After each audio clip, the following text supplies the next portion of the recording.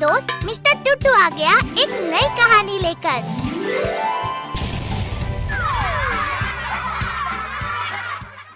भूतिया railway station. Avinash platform पर दौड़ते हुए पहुंचता है। अरे बाप रे, रात के 12 बज गए। यहाँ तो एक भी इंसान नजर नहीं आ रहा। ये कैसा स्टेशन है? अविनाश इधर उधर देखकर एक कुर्सी पर बैठ जाता है। तभी एक काली बिल्ली अविनाश पर झपटती है। अविनाश डर के चिल्ला पड़ता है। फिर अविनाश हाँफते हुए, हट हट बिल्ली, ये बिल्ली कितनी डरावनी है।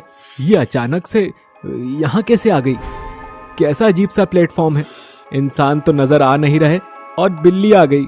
चलो एक बार अंदर चल के देखता हूँ, क्या पता वहां कोई हो। अविनाश स्टेशन के अंदर जाता है।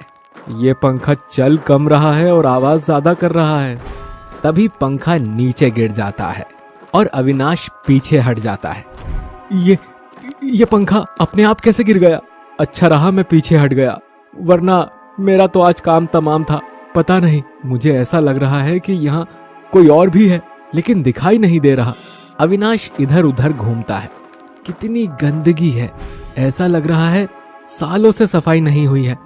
एक भी लाइट ठीक से नहीं जल रही। ऑन ऑफ हो रही है। कितना अंधेरा है यहाँ।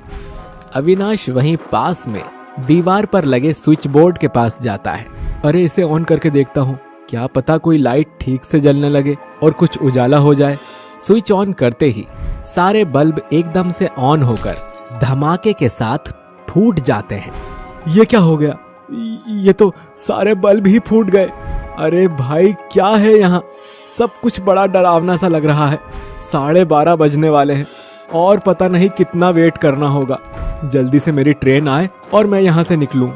तभी अविनाश के सामने से ट्रेन की आवाज सुनाई देती है और उसे सामने से 2 लाइट्स नजर आती है। वो लाइट्स दिखने में बहुत ही डरावनी होती है। ये 2 लाइट्स इतनी डरावनी क्यों है? इसे देखकर तो ऐसा लग रहा है जैसे किसी राक्षसी का मुंह हो। यहाँ सारी चीजें ऐसी ही डरावनी है क्या? मुझे यहाँ से चले जाना चाहिए, लेकिन अब मैं इतनी देर से वेट कर रहा हूँ तो थोड़ी देर और सही। इतने में वो डरावनी लाइट्स अविनाश के और नजदीक आ जाती है। अरे ये तो ट्रेन आ गई। चलो अब जाकर जान में जान आई। और ट्रेन अविनाश के सामने आकर रुक जाती है। तभी अविनाश देखता है इस ट्रेन में तो कोई भी नहीं है। इसमें तो मैं अकेला ही पैसेंजर हूँ। मुझे तो डर लग रहा है, लेकिन क्या करूँ? कल मीटिंग में पहुंचना भी जरूरी है, वरना मेरी तो वाट लग जाएगी। और अब तो रात भी बहुत ज्यादा हो गई है। अब तो इसी ट्रेन में बैठ के जाने में ही भलाई है।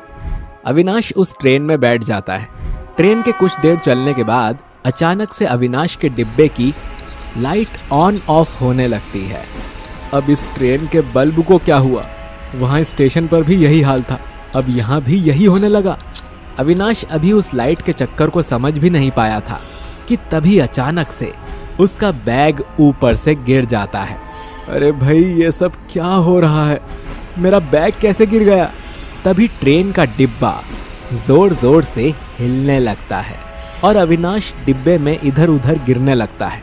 अरे भाई ये क्या हो रहा है? ये ट्रेन ऐसे क्यों डगमगा रही है? अरे बाप रे, आज तो मर गया रे। अविनाश बहुत डर जाता है और मदद मांगने के लिए आगे भागता है। तभी सारी लाइट्स बंद हो जाती हैं। ये सारी लाइट्स बंद कैसे हो गई? यहाँ तो बहुत अंधेरा हो गया, कुछ भी दिखाई नहीं दे रहा। हे माता रानी रक्षा करना।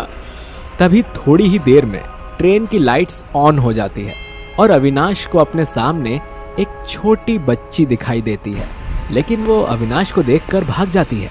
ये छोटी सी बच्ची कौन थी और ये मुझे देखकर क्यों भाग गई? देखता हूँ आखिर ये कौन है। अविनाश उस छोटी बच्ची के पीछे जाने लगता है। तभी ट्रेन की लाइट्स फिर से बंद हो जाती है। ये लाइट्स फिर से बंद हो गई, कुछ भी नहीं दिख रहा। यहीं बैठ जाता हूँ और उसके बैठते ही लाइट्स आ जाती है और वहां से वो लड़की गायब हो जाती है। अरे ये क्या? वो लड़की कहाँ गायब हो गई? अभी तो यहीं थी। मुझे यहाँ से निकलना होगा। यहाँ कुछ भी ठीक सा नहीं लग रहा है। अविनाश ड्राइवर वाले डिब्बे के पास जाकर दरवाजा जोर जोर से पीटने लगता है, लेकिन उसे वहां से कोई जवाब नहीं मिलता। तभी वो वहां लगे छोटे से शीशे में से देखता है। ये क्या? ये ड्राइवर तो मरा हुआ है। इसे तो किसी ने मार दिया। अब मैं क्या करूं? अब क्या होगा? हे भगवान जी, मदद करो। अविनाश डर कर पीछे डिब्बे में जाकर एक कोने में बैठ जाता है और आंखें बंद करके हाथ जोड़कर प्रार्थना करने लगता है। हे भगवान जी, अब आप ही मेरी मदद करो या किसी को मेरी मदद के लिए भेजो। मुझे यहाँ से कैसे भी करके निकलवा दो। इतना बोलकर अविनाश अपनी आंखें खोलता है तो उसे खिड़की के शीशे में से एक चुड़ैल दिखाई देती है। ये भला कौन है? कितनी भयानक है ये। अब मैं क्या करूं? डर से अविनाश सीट के नीचे आंख बंद करके छिप जाता है। तभी कोई पीछे से अविनाश का पैर पकड़कर जोर से खींचता है और उसे जोर से दूर फेंक देता है। मर गया। आज तो मैं परलोक सिधार ही जाऊंगा।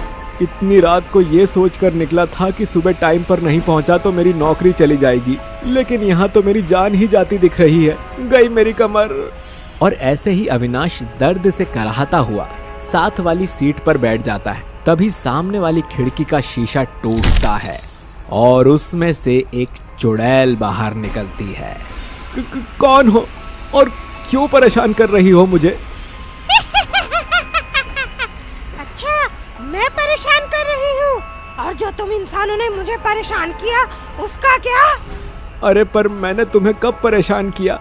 मैं तो आज पहली बार इस ट्रेन में आया हूँ। अच्छा, पहली बार आया है तो अब मैं हर एक को पहले अपने ऊपर जुल्म करने दूं, फिर उसे उसकी सजा दूं। कोई मुझ पर जुल्म करे उससे पहले ही मैं उसका खात्मा कर दूंगी। और ऐसा बोलकर चुड़ैल अपने दोनों हाथों से अविनाश का गला दबाने लगती है। छोड़ो मुझे, छोड़ो, हटो, मेरा दम घुट रहा है। अब तो नहीं बचेगा मुझसे। तभी अविनाश चुड़ैल को चकमा देने के लिए बोलता है, अरे भाई पीछे क्या खड़े हो, मुझे बचाओ इस चुड़ैल से। जैसे ही चुड़ैल देखने के लिए पीछे मुड़ती है, अविनाश अपना गला छुड़ाकर भागने लगता है। अच्छा, मुझे चकमा देगा? रुक, अभी बताती हूँ तुझे। और वो चुड़ैल अचानक से अविनाश के सामने जाकर खड़ी हो जाती है। अचानक उसे अपने सामने खड़ा देख अविनाश भागते भागते रुक जाता है और डर से पीछे गिर जाता है और चुड़ैल उसके ऊपर उड़ने लगती है। तुम मेरे साथ ऐसा क्यों कर रही हो? अच्छा चलो, अगर तुम मुझे मारना ही चाहती हो तो ठीक है, लेकिन मुझे बताओ तो ऐसा तुम्हारे साथ क्या हुआ है जो तुम सबको ही मार देती हो? मेरे साथ क्या हुआ? तुम पहले इंसान हो जिसने ये पूछा कि मेरे साथ क्या हुआ था। तो सुनो, मैं एक छोटी सी बच्ची थी, ट्रेन में पापड़ बेचकर अपना गुजारा करती थी। जब भी मैं ट्रेन में पापड़ बेचती तो डेली कोई ना कोई तुम्हारे जैसा आदमी मुझे गंदी नजर से देखता। पापड़ लेने के बहाने मुझे छूने की कोशिश करते थे। ऐसे ही एक शराबी आदमियों ने मेरे साथ बदतमीजी की, लेकिन जैसे ही मैंने ऊंची आवाज में डांटना चाहा तो उसने मुझे ट्रेन से धक्का दे दिया और मेरी मौत हो गई। उस दिन से मैं इस ट्रेन में किसी आदमी को नहीं छोड़ती, सब एक जैसे होते हैं। वैसे तुम्हारे साथ हुआ तो बहुत बुरा है। चलो जी, जैसी मेरी माता रानी की इच्छा, अगर उसने तुम्हारे हाथों मरना लिखा है तो यही सही।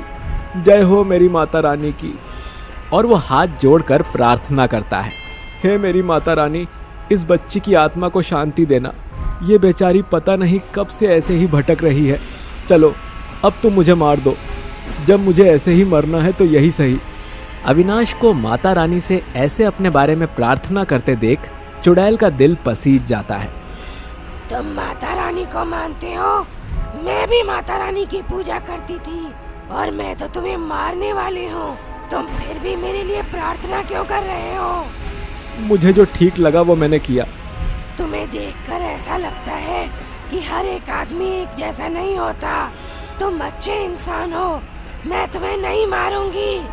और तुम्हें क्या, आज के बाद मैं किसी को नहीं मारूंगी। और ऐसा बोलकर वो चुड़ैल वहां से गायब हो जाती है। आज तक ये सुना ही था कि आप मीठी बोली से किसी का भी दिल जीत सकते हो, आज ये देख भी लिया। जय हो मेरी माता रानी की।